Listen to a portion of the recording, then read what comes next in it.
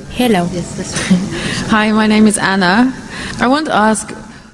Hi, maqaan kiyya Annaa jedhama. Kan inni gaafatuu barbaadu namni dhaamsa Islaamummaa isaan dhaqqabiin maal mudata? Kan biroo immoo namni Muslima hin tahin tokko mu'jizaan Isaan mul'ise kan Muhammadiin jaala yoo jedhe maaltu ta'uu mala? Sister, that's two questions basically. Obboleettiin teenya gaafii lama gaafatte. Gaafiin duraa namni Muslima hin tahin tokko kan dhaamsi Islaamummaa isa biran gahiin akkam ta'uuf ta'an yookiin maal mudatan? Talamadaatis namni Muslima hin tahin tokko yoo dhufee mu'jizaan Nabi Isa alayhi salaam kan Nabi Muhammad sallallahu alayhi wa sallam ni caala yoo siin jee maaltu isa mudata kan jedhudha. Qabxiin duraa namni Muslima hin tahin tokko yoo dhufee ani hanga ammaa oduu Islaamummaan dhageenye yoo kanaan jiru taate arraan tana yeroo saayinsii fi teknooloojiin akkana babal'ate kanatti isaa amanuun hedduu rakkisaadha. Tarii gaafii tana waggaa 50 dura osoo gaafattee dhugaa ta'uu danda'a. Arraan tana yeroo saayinsii fi teknooloojii kanatti waa'ee Islaamummaa namayyuu sirriitti dhagayaa jira. Keessattuu yeroo miidiyaan Islaamummaa irratti olola banee akka malee rukutaa jiru kanatti waa'ee Islaamummaa dhaga'uma jirta garuu Islaamummaan ati dhagayaa jirtu tun tasirriitii miti.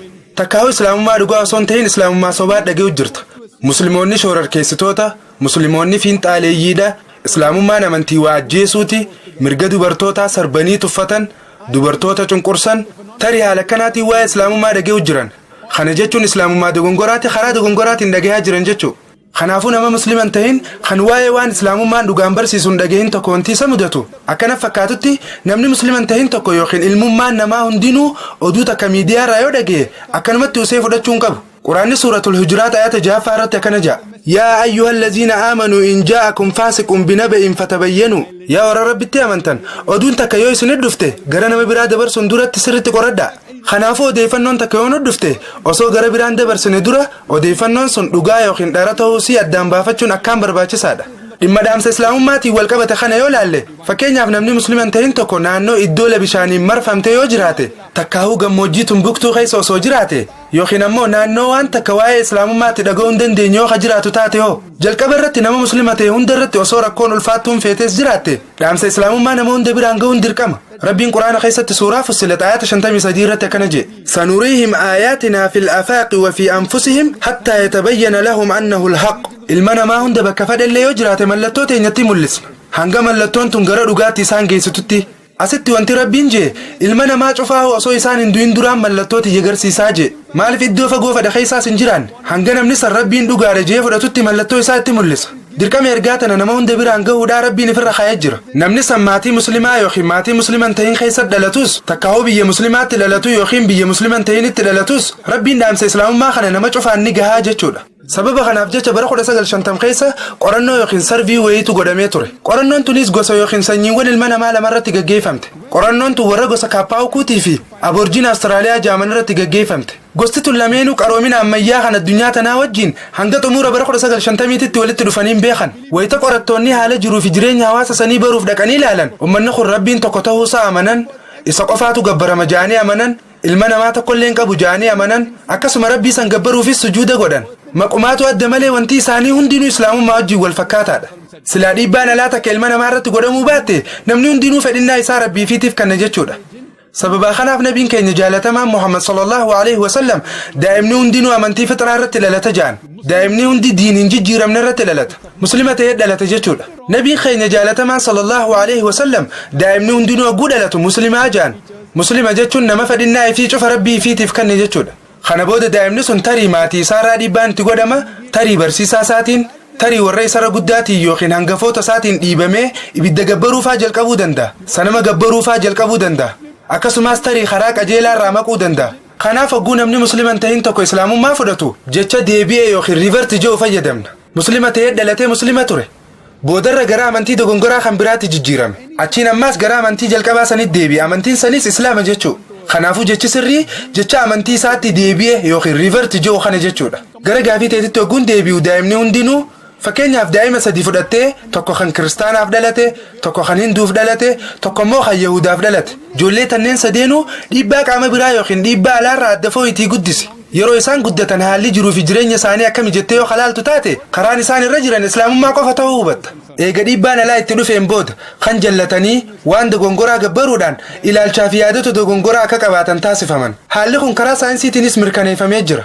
Dabalataan obboleettii tiyya gaafii teeta lammaffaatti hogguu dhufnu ammoo gaafin ta'e talamada namni tokko khawwaa'ee islaamummaan beene Iisaa muujizaa jabduu hojjete jee yaade kami Yesus Kristos nageenyi irraa jiraatu muujizaa mul'isuu isaatti anis ni amana garuu obboleetitiyya muujizaa waan dhugaa fi dhara itti adda baafannuu miti yoo nabi Iisaa alayhi salaam ikhatti amantu taate akkasumas waan inni kitaaba qulqulluu keessatti dubbate yoo laalte wangeela Maatiyos boqonnaa 24 lakkoofsa 24 irratti Yesus nageenyi irraa jiraatu akkana jee Kristos khijibaa hedduu fi nabiyyoota sobaa hedduutu dhufuuf jiraata isaanis muujizaa fi ajaa'iba hedduu mul'isuudhaan nama hedduu sobuu danda'an inumaatu yoo danda'ame nama hayyuullee sobuu danda'an akka dubbii tanaatti Yesus muujizaan qoftiin waan dhugaa fi dhara ittiin addaan baafannuu miti jechaa jira Kristos sobaa hedduu fi nabiyyoonni khijibaa hedduun dhufuu danda'an muujizaa fi ajaa'iba mul'isanii nama soban yoo danda'ame ammaas nama hayyuudha ja'amullee sobuu danda'an kanaaf jecha Iisaan alayhi salaami muujizaan waan dhugaa fi dhara ittiin addaan baafannuu miti jechaa jira jechuudha muujizaan nama tokko gooftaa godhuu hin dandeessu muujizaan nama tokko olaanaa godhuus hin dandeessu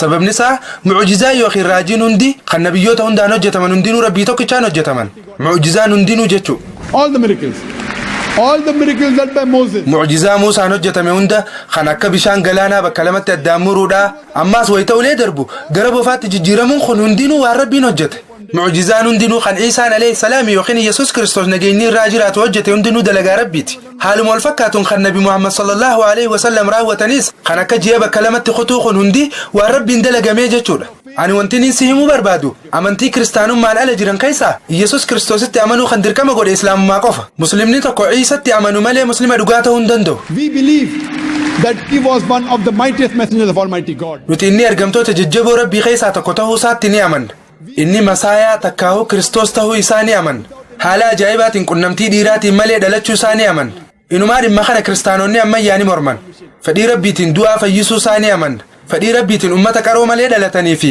kanneen qumaaxaa turan fayyisuu isaattis ni amanna haala kanaan kiristaanaa fi muslimni walii galla haa ta'u malee namni tokko eega kana ta'e bakki itti adda bahan eeysaa jee gaafachuu ni danda'a bakki itti adda baanu kiristaanonni hedduun isaanii Yesus Kristos gooftaadha ja'anii amanan Yesus Kristos aangoo rabbummaa himatee ja'anii amanan garuu dhugaan jirtu yoo kitaaba qulqulluu dubbifte hima qaceelaa kan shakkii hin qabne guutuu kitaaba qulqulluu keessatti bakka Yesus Kristos arraba isaatiin ani gooftaadha yookiin nagabbaraa jee harkachuu hin dandeessu obboleettii kitaaba qulqulluu keessa maxxansa kamiyyuu haa ta'u bakka Yesus Kristos arraba isaatiin hima mamii hin qabneen hima shakkii hin qabneen ani gooftaadha yookiin ammoo ana nagabbaraa joo yoo nagarsiiste ani arraan tana kiristaanummaa fudhachuuf qophiidha in fact garuu dhugaan jirtu yoo kitaaba qulqulluu dubbifte Yesus Kristos wangeela Yohaannis boqonnaa 10 lakkoofsa 28 irratti abbaan kiyya na caala jee dubbate wangeela Yohaannis boqonnaa 10 lakkoofsa 29 irrattis abbaan kiyya waa hunda caala wangeela Maatiyos boqonnaa 12 lakkoofsa 28 irrattis ani hafuura rabbiitiin shayxaana baasa wangeela Luuqaas boqonnaa 11 lakkoofsa 20 irrattis ani quba rabbiitiin shayxaana baasa wangeela Yohaannis boqonnaa 5 lakkoofsa 30 irrattis ani firraa kee waaniin hojjedhu takka illee hin qabu waaniin dhagaheen murteessa murteen tiyyaas tahaqaati sababni isaa ani fedhii tiyyan barbaadu fedhinnaa rabbii olaaneetiin barbaadu I with the finger of God cast out devil Gospel of John chapter number 5 verse number 30 I can of my own self do nothing namni an fedhinnaa tiyyaa miti fedhinnaa rabbii olaaneetiin barbaadaa yoo hajuu taate namni san muslima jechuudha kanaaf Yesus Kristos nageenyi irraa jiraatu muslima ture jechuudha takkaatillee ani aangoo rabbummaatiin qabaa jee hin dubbanne akkasuma takkaa ani rabbii ifiin hin jenne ifaan ifatti dubbatee jira jechuudha wangeela Yohaannis boqonnaa 10 lakkoofsa 24 irratti ifaan ifatti dubbatee jira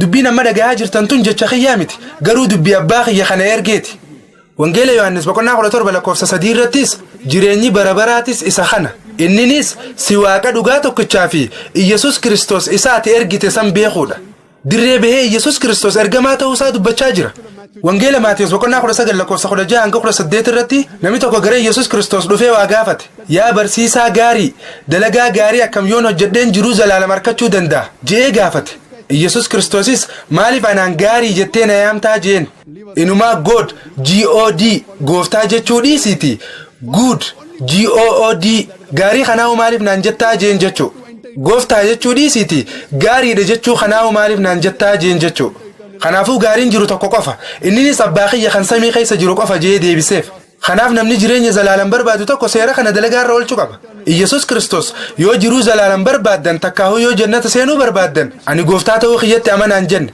badii isin hojjettaniifis masqala irratti du'uu kiyya amanaa isiniin hin jenne yoo jireenya zalaalam barbaaddan yoo jannata seenuu ka barbaaddan taate ajajoota jiran dalagaa irra oolchaa jee kitaaba hojii ergamtoota boqonnaa 2 lakkoofsa 22 irratti yaa warra Israa'el dubbii tana dhaga'aa akkuma isinuu beektan Iyyasuus namni Naazireet nama waaqni karaa isaatiin baasa raajii fi mallattoo adda addaa tan inni isin jidduutti hojjeteen isinii filate waan kanaaf isinuu ragaadha. Maal jee Iyyasuus warra Naazireet nama gooftaadhaan isin keessaa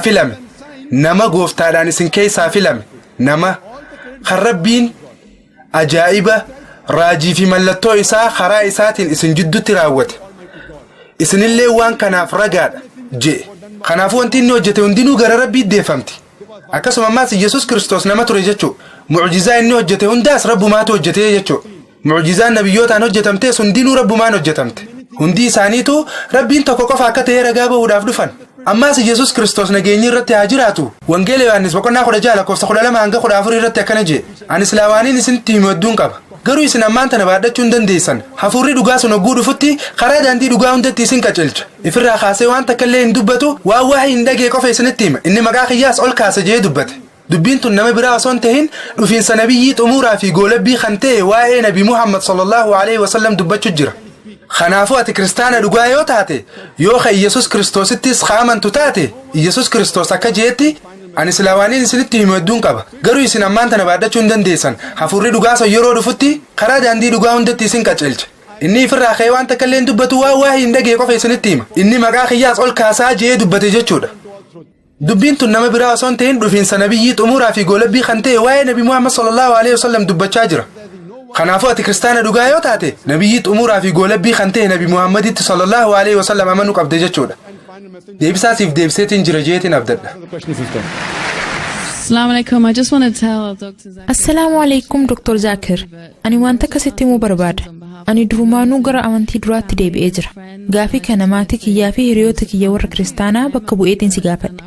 Wantiin jechuu danda'u subhaanallah la ilaha illallah. Say, subhanallah and la ilaha illallah.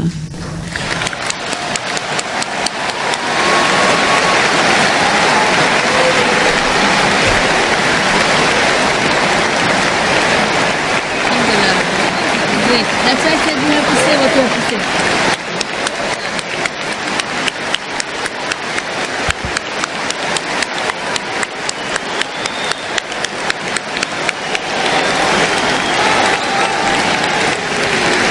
Welcome to the religion of peace. Obboleettii gara amantii nagayaa baga nagayaan dhufte.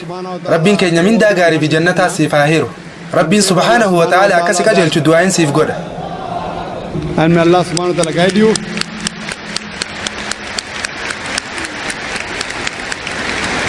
Obboleettii yoo gaafii biraa qabaatte keessaafuu waa'ee maatii kee kan kiristaanaa ilaalchisee akka gara amantii dhugaatti dhufan gargaaruudhaaf sirraa fuuna. Yoo wanti siif hin galin jiraates gaafii barbaadde nu gaafachuu ni dandeessa. Nutis si gargaara. Wirtuuleen daawaa hedduutu as Dubaay keessa jira. Dhaabbileen dubartootaatis hedduutu jira. Yoo yaada addaa qabaattees isaan qunnamuudhaan wajjin haasa'uu ni dandeessa inshaallah. Obboleettii tiyya maatii kee kana kan amansiisuudhaafis gaafii yoo qabaatte akka gaariitti simanna dhihaadhu.